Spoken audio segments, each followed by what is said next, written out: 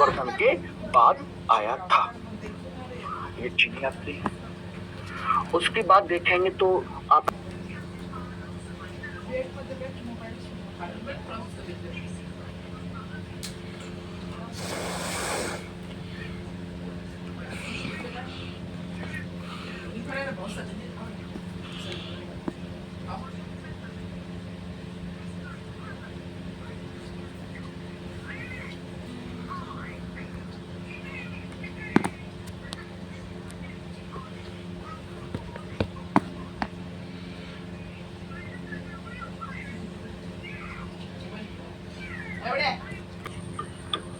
सिकंदर के साथ और एक सिकंदर के बाद,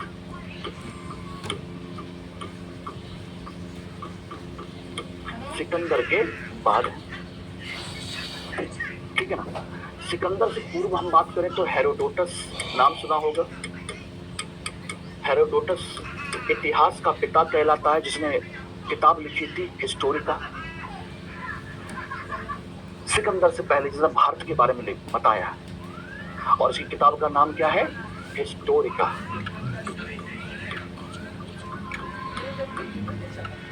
ठीक है ना। सिकंदर के साथ आने वाले नियार्कस और आने सिक्रेटस हैं।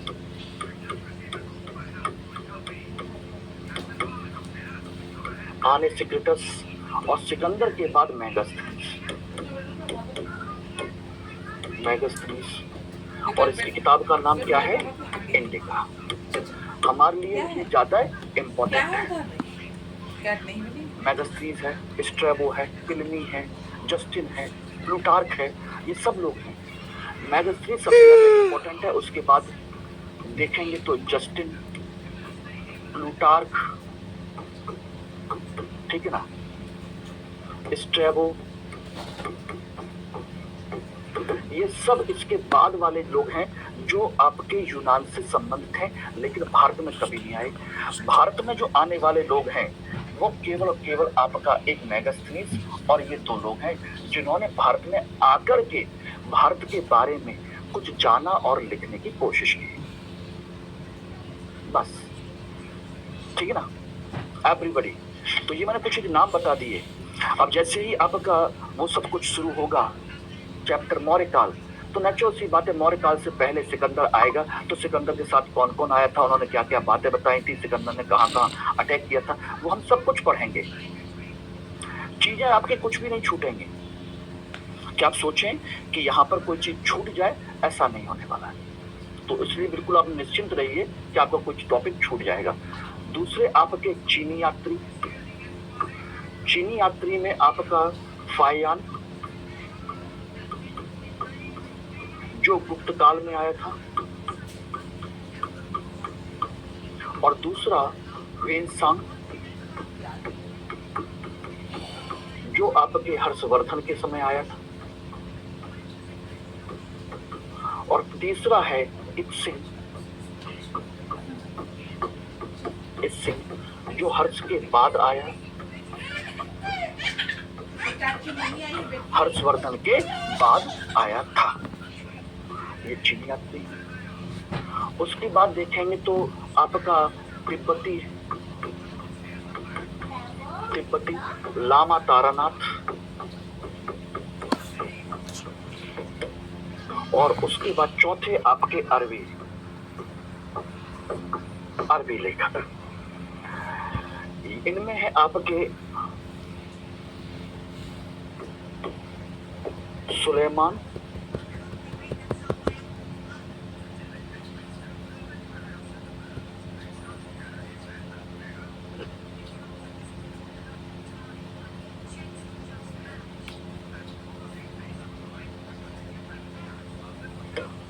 और उसके बाद चौथे आपके अरबी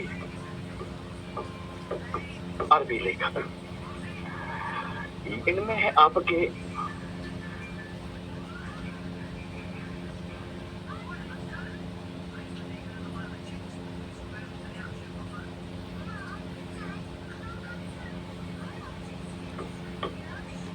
सुलेमान अल मसूदी, और अलबरूनी।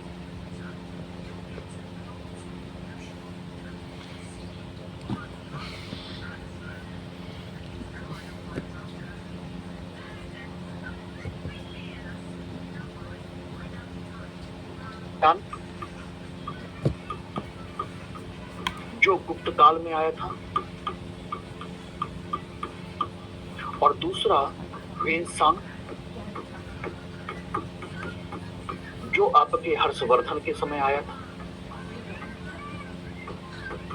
और तीसरा है इत्सिंग जो हर्ष के बाद आया,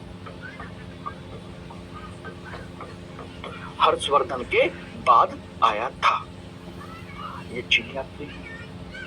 उसके बाद देखेंगे तो आपका तिब्बती लामा तारानाथ, और उसके बाद चौथे आपके अरबी लेखक।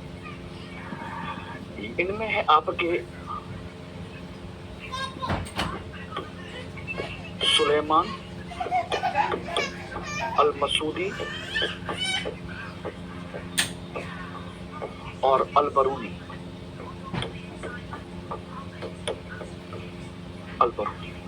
और ये सब किसके पीरियड में आए? राजपूत पीरियड में। जिस समय भारत पर राजपूतों का शासन चल रहा है, उस समय ये लोग अलग अलग शासन काल में आकर के भारत के बारे में कुछ भी लिखते हैं। तो ये एक मैंने आप लोगों को एक आइडिया दे दिया कि क्या क्या है, क्या क्या नहीं है, ठीक है ना। ये समझ लीजिएगा। इनके बारे में जैसे जैसे हमारे चैप्टर आते जाएंगे, वहां पर इनके बारे में रेफरेंस आएगा, और ये अपने उस पीरियड के बारे में जानकारी देते हैं। ये राजपूत काल के बारे में जाते हैं, ये इस काल के बारे में देते हैं, ये किस किस काल के बारे में जानकारी देते हैं। अब यहाँ से आप लोग समझ सकते हैं। बस ये मैंने एक आप लोगों को स्रोतों के बारे में एक मैंने आउटलाइन मैंने खींच दी है।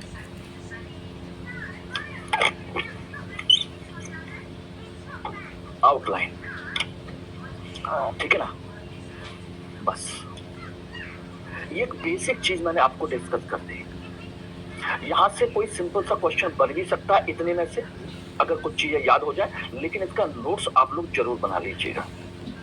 नोट्स आप लोग जरूर बनाइएगा, लेकिन नोट्स कैसे बनाएंगे ये मैं बता देता हूं, ध्यान रखना। मैं हल्का सा आप लोगों को इंडिकेट कर देता हूं कि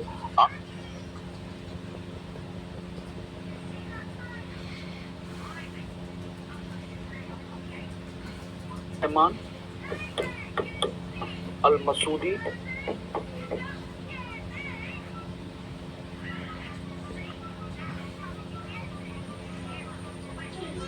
उसके बाद देखेंगे तो आपका तिब्बती लामा तारानाथ, और उसके बाद चौथे आपके अरबी लेखक। इनमें है आपके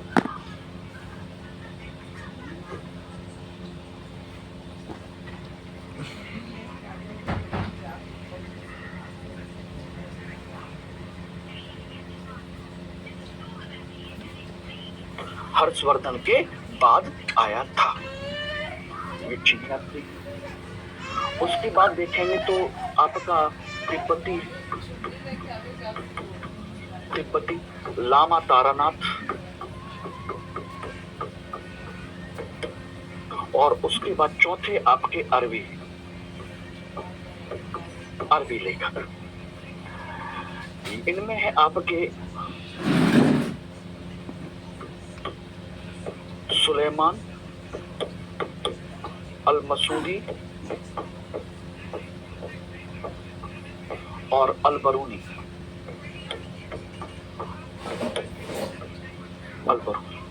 और ये सब किसके पीरियड में आए? राजपूत पीरियड में। जिस समय भारत पर राजपूतों का शासन चल रहा है, उस समय ये लोग अलग अलग शासन काल में आकर के भारत के बारे में कुछ भी लिखते हैं। तो ये एक मैंने आप लोगों को एक आइडिया दे दिया कि क्या क्या है, क्या क्या नहीं है, ठीक है ना। ये समझ लीजिएगा। इसके बारे में जैसे जैसे हमारे चैप्टर आते जाएंगे वहां पर इनके बारे में रेफरेंस आएगा और ये अपने उस पीरियड के बारे में जानकारी देते हैं। ये राजपूत काल के बारे में जाते हैं, ये इस काल के बारे में देते हैं, ये किस किस काल के बारे में जानकारी देते हैं। अब यहाँ से आप लोग समझ सकते हैं। बस ये मैंने एक आप लोगों को स्रोतों के बारे में एक मैंने आउटलाइन मैंने खींच दी है।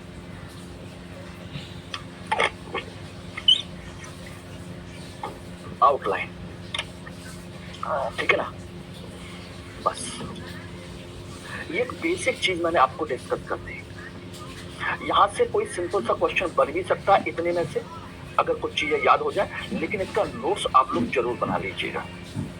नोट्स आप लोग जरूर बनाइएगा, लेकिन नोट्स कैसे बनाएंगे ये मैं बता देता हूँ, ध्यान रखना। मैं हल्का सा आप लोगों को इंडिकेट कर देता हूँ कि आप अपना जो रजिस्टर बनाएंगे, वो जो नोट्स बनाएंगे, रजिस्टर बनाएंगे, उसको ध्यान रख लीजिएगा। ये रजिस्टर का पेज है, पढ़ते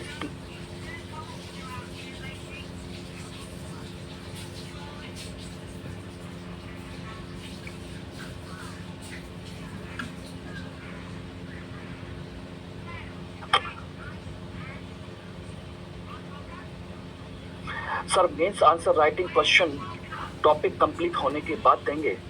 भरत बेटा, ये जो एंशिएंट मिडिवल इस समय जो पढ़ा रहा हूं मैं, कल अगर आप ध्यान देंगे तो मैंने सिलेबस डिस्कस किया था।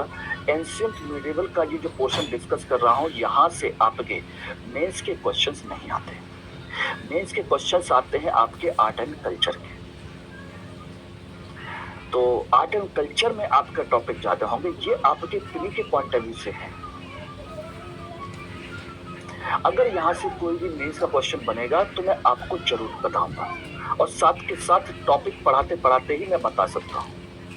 लेकिन मैक्सिमम क्वेश्चन 99% टाइम जो मेंस का क्वेश्चन है वो आर्ट एंड कल्चर का होता है। नोट्स तो बेटा क्रक्स तो आपको मिल गया होगा आपके ऐप में, चेक करिए बेटा राहुल, मिल गया होगा क्रक्स। उसमें जाइए, माई कोर्स में जाइए, माई कोर्स में जाकर के देखिएगा, आपको मिल जाएगा। उसी में आपको क्लास की पीपीटी भी मिल जाती है, जो मैं डेली यहाँ पर पढ़ाता हूँ। ये जो स्क्रीन है, जो पूरी पीडीएफ है, यही पूरी की पूरी स्क्रीन रिकॉर्ड हो करके पीडीएफ बना करके आपको सेंड कर दी जाती है। और हैंड रिटन मिलेगा, वो अलग से मिलेगा ही मिलेगा। इन सबको मिला करके जो मैं पढ़ाता हूँ, जो समझाता हूँ, यहाँ पर जो लिखा हुआ है उसका भी हैंड रिटन मिलेगा आपको। ये सारी चीजें वहाँ मिलती हैं। ओके, तो इस क्लास का पीपीटी भी मिलेगा, क्लास का आपका क्रक्स भी मिलेगा और हैंड राइटिंग नोट्स भी मिलेगा। मैं वैसे ही कह रहा हूँ कि एक रजिस्टर बना लीजिएगा, एक ही जगह पर सारी चीजें हो जाए और आप अपना रजिस्टर खुद बनाइएगा। अब कहोगे सर बना हुआ दे तो रहे हैं, क्या जरूरत है करवाने की, पीडीएफ पड़ी रहेंगी, यही इसी को पढ़ लेंगे। बेटा एक चीज ध्यान रखना, मैंने कल भी साइंस के कंसेप्ट के बारे में समझाया था आप लोगों को। जब हम पढ़ते हैं तो केवल हमारे शरीर की केवल एक इंद्री काम करती है, और वो है सिर्फ आंखें। और जब हम लिख करके पढ़ते हैं तो हमारी कई सारी इंद्रियां काम करती हैं, क्योंकि लिख के पढ़ते समय हम उस शब्द को बोलते जाते हैं, लिखते समय उस शब्द को हम एक तरीके से कॉपी को छूते चले जाते हैं। तो हमारे कान सुनते हैं, मुंह बोलता है, आंखें देखती हैं और आराम से लिखते हैं। तो समझ लीजिए कि वो जो आराम से लिखी हुई चीज है वो हमारे दिमाग में ज्यादा लंबे समय तक सेट हो जाती है, बजाय एक कहानी के तौर पर पढ़ने के। इसलिए आप देखते होंगे हमें कहानी याद हो जाती है कि पिक्चर थी वो, क्योंकि उसकी कहानी होती है तो कहानी से हम अपने आप को लिंक कर लेते हैं। अब ये होने वाला है, अब ये होगा, अब ऐसे होगा, अच्छा उसने ऐसे कह दिया, अच्छा उसने ऐसा कह दिया, अरे बड़ी अच्छी बात कह दी, क्योंकि उसके पीछे के अर्थ को इमेजिन करते चले जाते हैं। उसी तरीके से जब आप लिखते हैं तो उससे संबंधित आपकी इमेजिनेशन बढ़ जाती है। इसलिए आपका अपना रजिस्टर होना चाहिए, आपका अपना लिखा हुआ होना चाहिए, जिससे कि लास्ट टाइम का रिवीजन करते समय इजीली आप उसका रिवीजन कर सकें। चलिए ठीक है ना। आज का हमारा जो अगला टॉपिक है वो है आपका प्राग ऐतिहासिक काल। क्या है? प्राग ऐतिहासिक काल। ऐतिहासिक विभाजन हम लोग करते हैं, ध्यान रखना। ऐतिहासिक विभाजन, यहां से हमारा चैप्टर शुरू हो रहा है प्रॉपर, पहला चैप्टर। इतिहास के कालखंडों को हम विभाजित करते हैं इतिहास को, और इसे 3 पार्ट में डिवाइड करते हैं, प्रागैतिहासिक काल, आद्य ऐतिहासिक काल और ऐतिहासिक काल। और ये जो विभाजन करते हैं, ये हम करते हैं अपने साहित्यिक स्रोत के आधार पर, साहित्यिक स्रोत के आधार पर, यानी कि उसकी लिपि के आधार पर।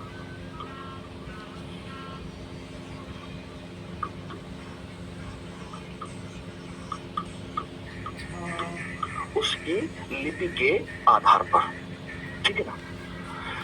प्राग ऐतिहासिक काल एक लाइन में समझिए तो वह ऐतिहासिक काल जिस काल में कोई भी साहित्यिक स्रोत हमको नहीं मिलता,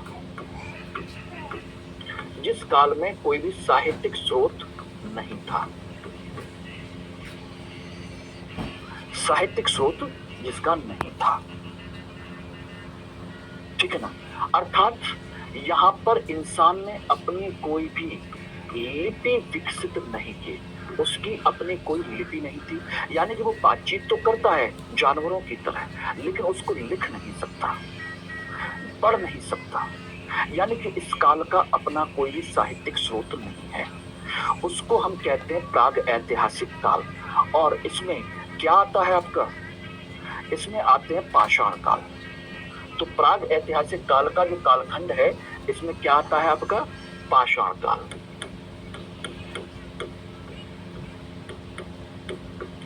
इसी में आता है ताम्र पाषाण काल, ताम्र पाषाण काल। ओके।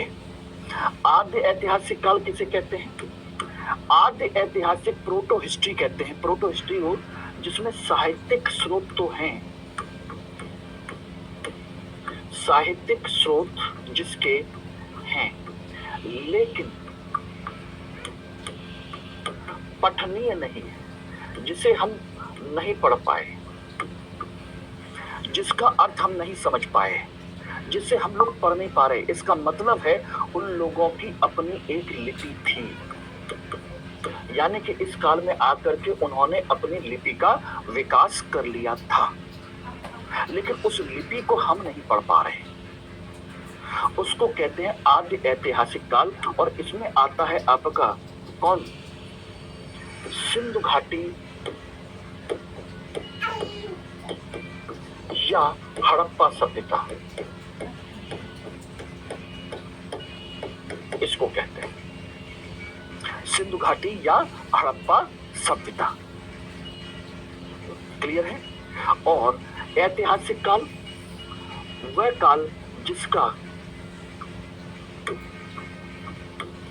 साहित्यिक स्रोत भी है,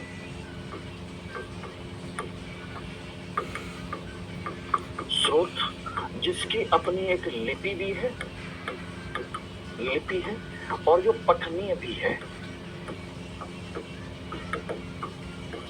कुल मिलाकर के। तो ऐसे काल को हम कहते हैं ऐतिहासिक काल। और इसका एग्जाम्पल क्या है, वैदिक काल के बाद का पूरा भाग, वैदिक काल के बाद पूरा का पूरा इतिहास, इसको हम कहते हैं। तो आसानी से याद रहेगा कि नहीं रहेगा, एवरीबॉडी याद रहेगा या नहीं रहेगा, आप लोग बोल नहीं रहे।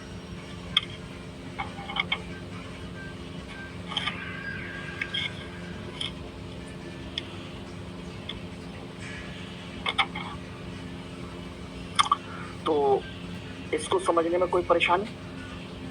अब इसके लिए हम सबसे पहले एक एक करके प्राग ऐतिहासिक काल की परंपरा को शुरू करेंगे, इसको जानने की कोशिश करेंगे। नम्रता, रितिका, ये बहुत सिंपल सा क्वेश्चन है, कभी कभी पूछ लिया जाता है। मैं एक सिंपल सा थोड़ा सा टेक्निकल चीज आपसे पूछना चाहता हूँ, थोड़ी सी टेक्निकल चीज है, मुझे बताइएगा टेक्निकल चीज के संदर्भ में वैदिक काल किस पीरियड में आता है। प्रागैतिहासिक काल, आद्य ऐतिहासिक काल या ऐतिहासिक काल?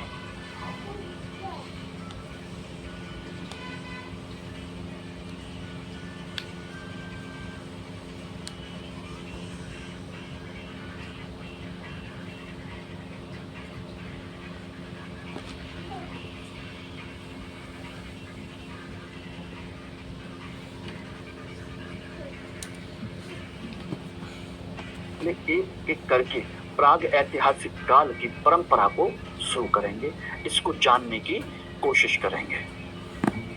नम्रता, रितिका, ये बहुत सिंपल सा क्वेश्चन है, कभी कभी पूछ लिया जाता है। मैं एक सिंपल सा थोड़ा सा टेक्निकल चीज आपसे पूछना चाहता हूँ, थोड़ी सी टेक्निकल चीज है, मुझे बताइएगा टेक्निकल चीज के संदर्भ में वैदिक काल किस पीरियड में आता है? प्रागैतिहासिक काल, आद्य ऐतिहासिक काल या ऐतिहासिक काल?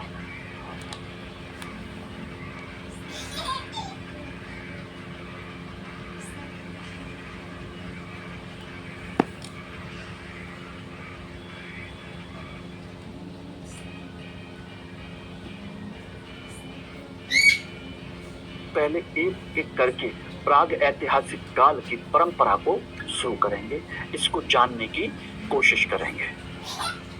नम्रता, रितिका, ये बहुत सिंपल सा क्वेश्चन है, कभी कभी पूछ लिया जाता है। मैं एक सिंपल सा थोड़ा सा टेक्निकल चीज आपसे पूछना चाहता हूँ, थोड़ी सी टेक्निकल चीज है, मुझे बताइएगा टेक्निकल चीज के संदर्भ में वैदिक काल किस पीरियड में आता है? प्रागैतिहासिक काल, आद्य ऐतिहासिक काल या ऐतिहासिक काल?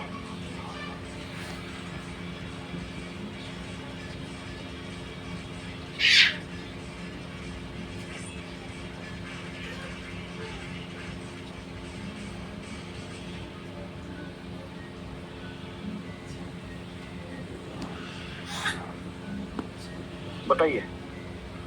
ऐतिहासिक काल में। बहुत बढ़िया। मोहम्मद उमर फारूक, प्रीतम शर्मा, नम्रता, अनुराग, राहुल, एवरीबॉडी, इतने सारे लोगों में से केवल 5 लोगों ने केवल आंसर दिया है, बाकी सभी लोग आराम से पढ़ रहे हैं। रितिका कह रही है कि प्राग ऐतिहासिक काल में। रितिका आर्य,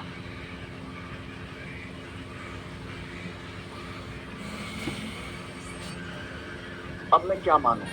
5 लोग कह रहे हैं कि ऐतिहासिक काल में, और रितिका आर्य जो कि खुद अपने आप को आर्य लिख रही हैं, तो वो कह रही है प्राग ऐतिहासिक में। ऐसा कैसे हो सकता है? ऐसा इसलिए हो सकता है, सुन लीजिए, क्योंकि जो स्टार्टिंग में जो आर्यंस आए थे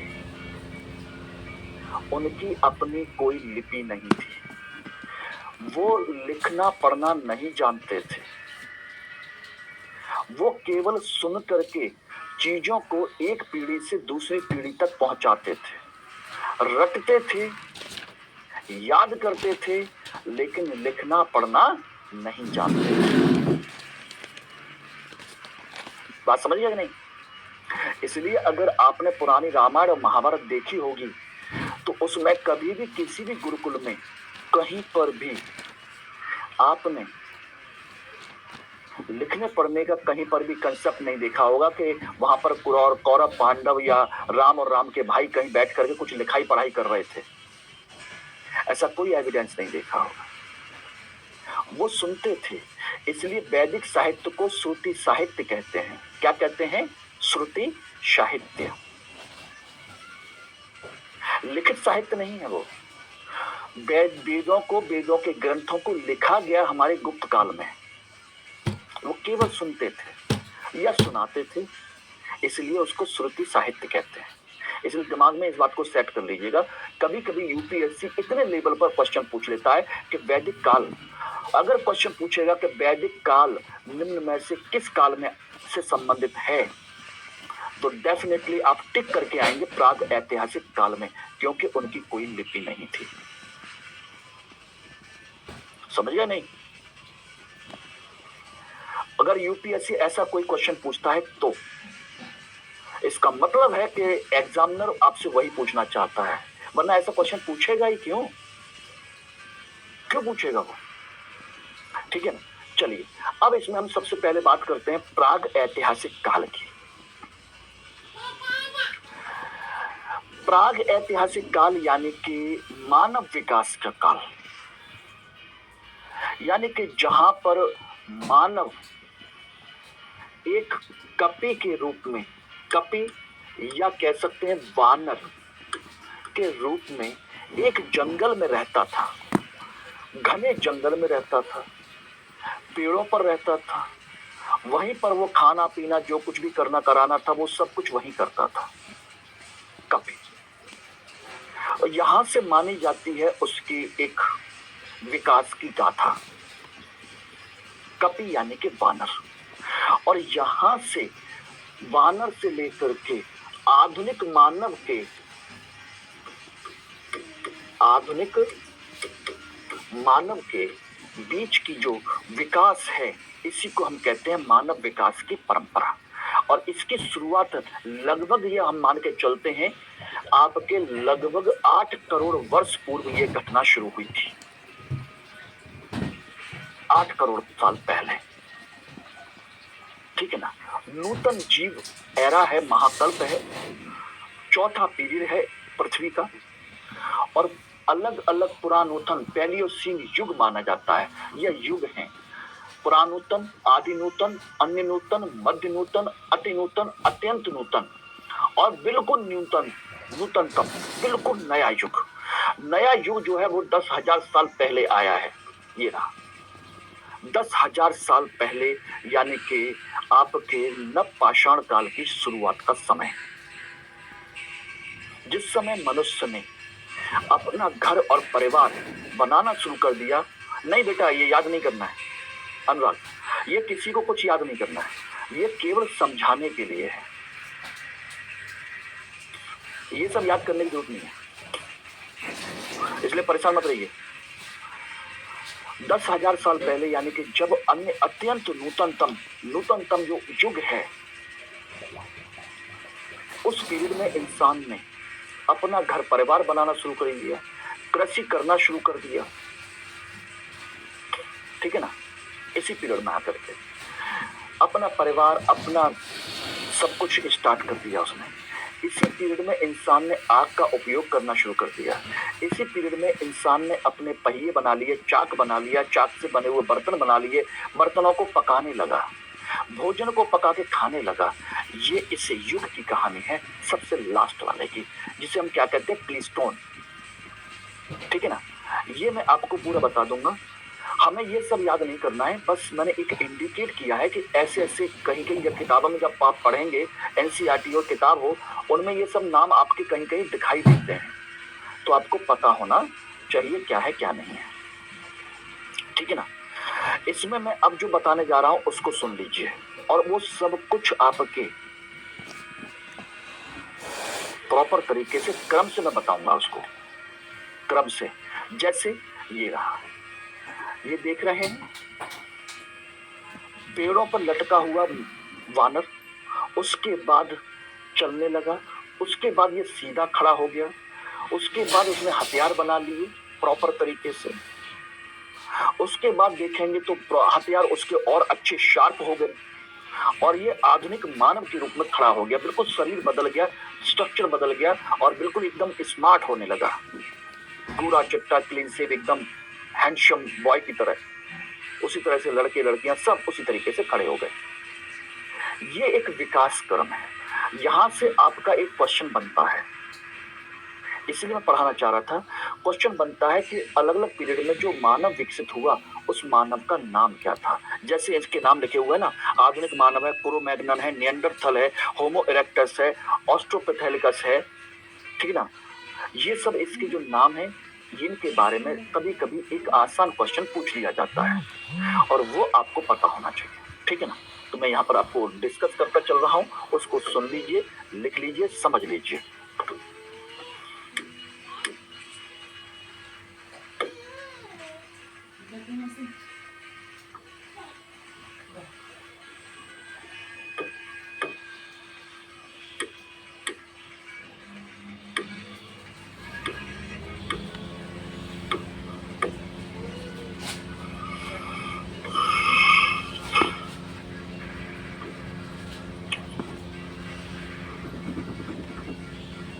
मानव विकास। ठीक है, मानव विकास वानर से उत्पन्न हुआ है। हम वानर के ही वंशज हैं या वानर हमारा पूर्वज है, इसके बारे में सबसे पहले किस व्यक्ति ने चर्चा की थी? तो एक व्यक्ति हैं जिनका नाम है हक्सले। इसको नोट कर लीजिएगा, समझ लीजिएगा। हक्सले ने पहली बार कहा था कि कपि और मानव में समानता है, यानी कि इन्होंने मानव और कपि यानी कि वानर में समानता बताई। ये पहले व्यक्ति हैं जिन्होंने कहा था कि मानव और कपि में समानता होती है। ठीक है ना। दूसरे व्यक्ति हैं आपके लीनियस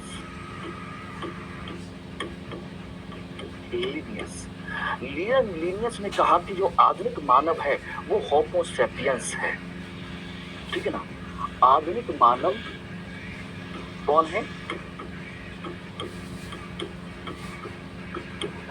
क्या है उसका नाम, उसकी प्रजाति कौन सी है? वो होमो सैपियंस प्रजाति का है। होमो सैपियंस, इसी को हम कहते हैं प्रज्ञ या बुद्धिमान मानव। प्रज्ञ या बुद्धिमान मानव।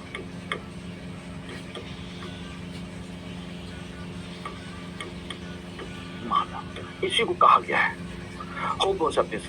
आज जो हम हैं, जो अपनी बुद्धि का इस्तेमाल करता है, उस बुद्धि का इस्तेमाल करके अपनी सारी आसपास की व्यवस्थाओं पर नियंत्रण भी कर लेता है।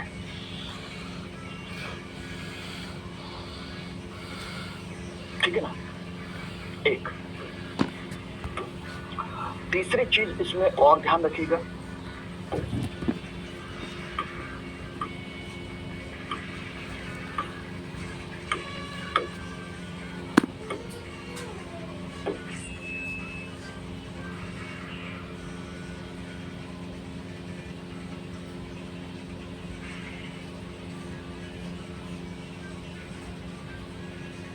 मानव है वो होमो सैपियंस है। ठीक है ना। आधुनिक मानव कौन है? क्या है उसका नाम, उसकी प्रजाति कौन सी है? वो होमो सैपियंस प्रजाति का है। होमो सैपियंस, इसी को हम कहते हैं प्रज्ञ या बुद्धिमान मानव। प्रज्ञ या बुद्धिमान मानव।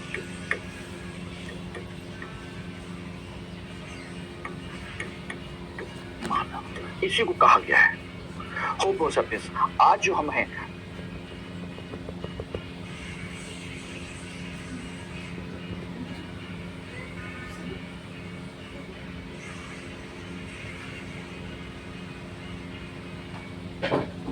कि इन्होंने मानव और कपि यानी कि वानर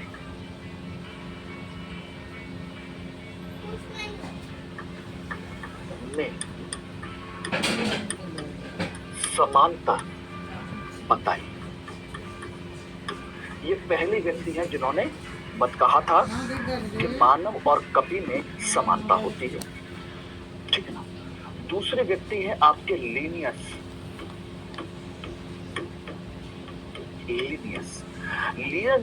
ने कहा कि जो आधुनिक मानव है वो होमो सैपियंस है। ठीक है ना। आधुनिक मानव कौन है? क्या है उसका नाम, उसकी प्रजाति कौन सी है? वो होमो सैपियंस प्रजाति का है। होमो सैपियंस, इसी को हम कहते हैं प्रज्ञ या बुद्धिमान मानव। प्रज्ञ या बुद्धिमान मानव।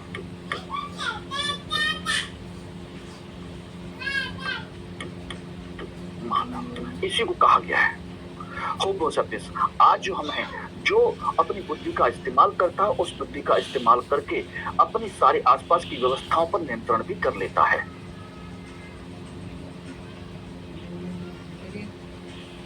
ठीक है ना। एक तीसरी चीज इसमें और ध्यान रखिएगा,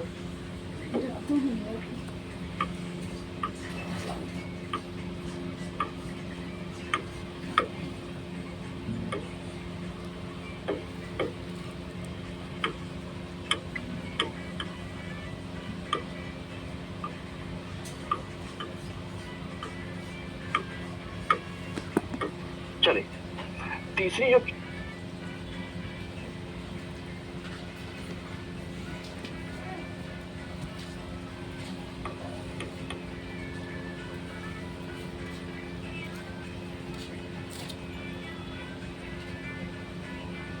था कि मानव और कपि में समानता होती है, ठीक है ना। दूसरे व्यक्ति है आपके लीनियस। लीनियस ने कहा कि जो आधुनिक मानव है वो होमो सेपियंस है, ठीक है ना। आधुनिक मानव कौन है, क्या है उसका नाम, उसकी प्रजाति कौन सी है, वो होमो सेपियंस प्रजाति का है। होमो सेपियंस, इसी को हम कहते हैं प्रज्ञ या बुद्धिमान मानव। प्रज्ञ या बुद्धिमान मानव,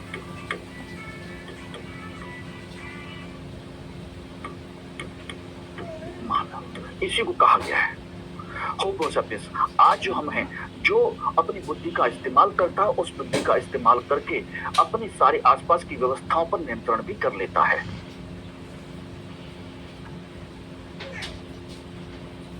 ठीक है ना। एक तीसरी चीज इसमें और ध्यान रखिएगा,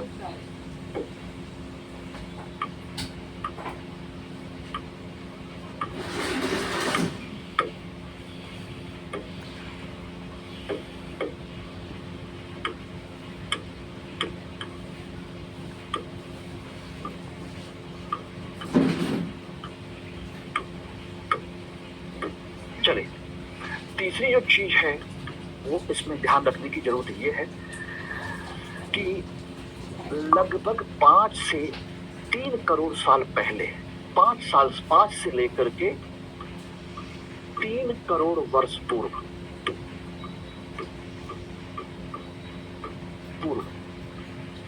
ये वानर घने जंगलों से बाहर निकला।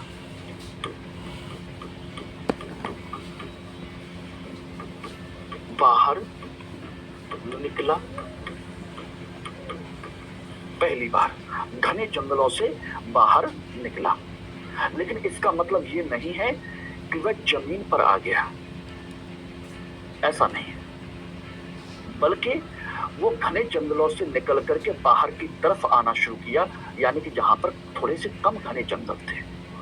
और लगभग 2 करोड़ साल पहले वह मैदान में आना शुरू किया, मैदान में आया, यानी कि 4 पैरों पर चल करके कभी मैदान में आता, कभी ऊपर चढ़ जाता, कभी मैदान में आता, कभी ऊपर चढ़ जाता।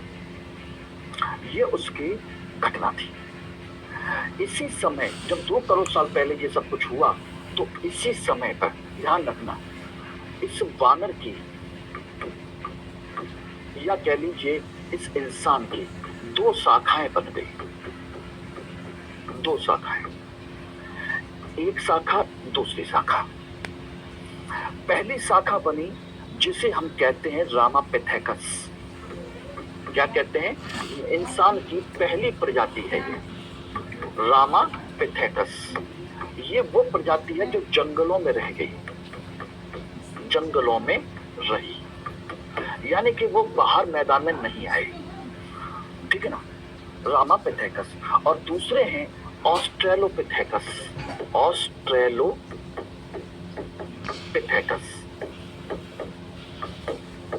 इनको कहा गया, और ये मैदान में आकर के खड़ी हो गई, यानी कि यही है जो पहली बार 2 पैरों पर खड़े हुए थे, यही है जो 2 पैरों पर खड़े हुए थे। देखेंगे तो क्या नाम लिखा हुआ है, ऑस्ट्रेलोपिथेकस। यही है जो यहां से उतर के मैदान में आ गया, 2 पैरों पर खड़ा हो गया, ये पहली बार है। तो रामापिथेकस और ऑस्ट्रेलोपिथेकस, पहला पॉइंट याद रहेगा। क्रम से पढ़ते जाइए सिस्टमैटिकली। और मनीष कुमार को मैं अलग से बताऊंगा कि आज का बंदर इंसान क्यों नहीं बनता है, ठीक है ना, मैं बाद में बताऊंगा बेटा तुम्हारे लिए, टेंशन ना लो। लेकिन उसके लिए तुम्हें मेरे पास आना पड़ेगा, टिकट करा करके, बस से, ट्रेन से, हवाई जहाज से, जैसी भी हो, पहले यहाँ पर आइए और फेस टू फेस मिल करके मैं बताऊंगा कि आज का बंदर मानव क्यों नहीं बनता है कि नहीं?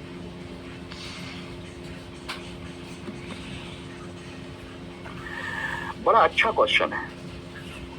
कभी कभी ऐसे क्वेश्चन बीच बीच में आते रहने चाहिए, ठीक है ना? क्यों आना जरूरी है ऐसे क्वेश्चन? क्योंकि पढ़ते पढ़ते जब हम बोर हो जाते हैं तो थोड़ा सा एंटरटेनमेंट भी होना चाहिए, ठीक है? तो एंटरटेनमेंट का क्वेश्चन है। बेचारा वो भी बोर हो रहा था, चलो ऑनलाइन है, शकल कौन सी पहचान लेते हैं, सर के बराबर में खड़ा भी हो जाऊंगा तो कौन सा सर मुझे पहचान लेंगे, मैं ही मनीष कुमार हूं, कौन सा पहचान लेंगे? और ऑनलाइन है तो खाली क्वेश्चन ही तो टाइप करना है, डाल देते हैं। ऑफलाइन होता 300-400 बच्चे बैठे होते तो शायद आवाज भी ना निकलती, शायद। इस तरह के क्वेश्चन के लिए जो आज आराम से पूछ लिया जाता है, मजाक भी कर लिया जाता है, आज का बंदर मानव क्यों नहीं बनता? यार पहले इंसान इंसान ही बन जाए। ये घटना कितने सालों में हुई है बताएंगे जरा, कितने सालों में हुई ये घटना?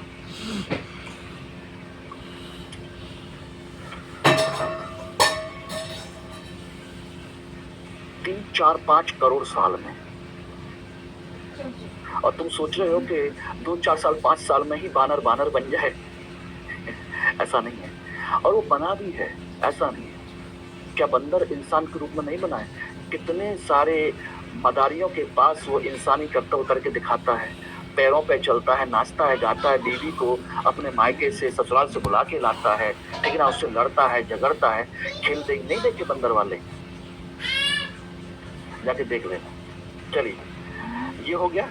इसके बाद फिर कंडीशन क्या हुई?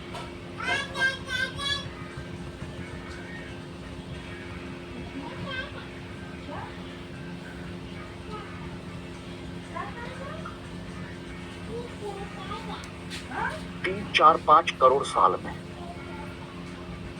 और तुम सोच रहे हो कि 2-4 साल 5 साल में ही बानर बानर बन जाए? ऐसा नहीं है। और वो बना भी है, ऐसा नहीं है। क्या बंदर इंसान के रूप में नहीं बना है? कितने सारे मदारियों के पास वो इंसानी कर्तव्य करके दिखाता है, पैरों पे चलता है, नाचता है, गाता है, बीवी को अपने मायके से ससुराल से बुला के लाता है, ठीक है ना? उससे लड़ता है, झगड़ता है। खेल देख नहीं देखे बंदर वाले? हेलो, कहाँ है रे? जाके देख लेना। चलिए, ये हो गया। इसके बाद फिर कंडीशन क्या हुई?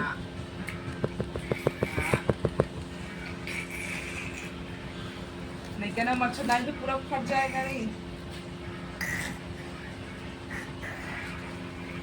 शायद इस तरह के क्वेश्चन के लिए जो आज आराम से पूछ लिया जाता है, मजाक भी कर लिया जाता है, आज का बंदर मानव क्यों नहीं बनता? यार पहले इंसान इंसान ही बन जाए। ये घटना कितने सालों में हुई है बताएंगे जरा, कितने सालों में हुई ये घटना?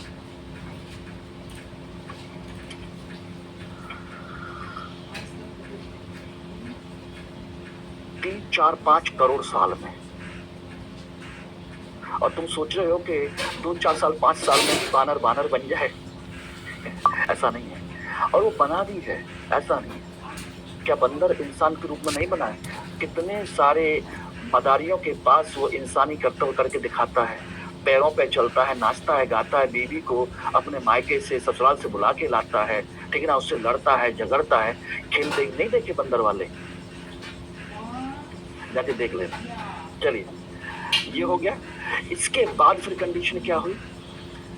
ये दो जब हो गए तो इसके बाद यही मानव आगे जाकर के अपने नए रूप में और डेवलप हुआ, जिसे हम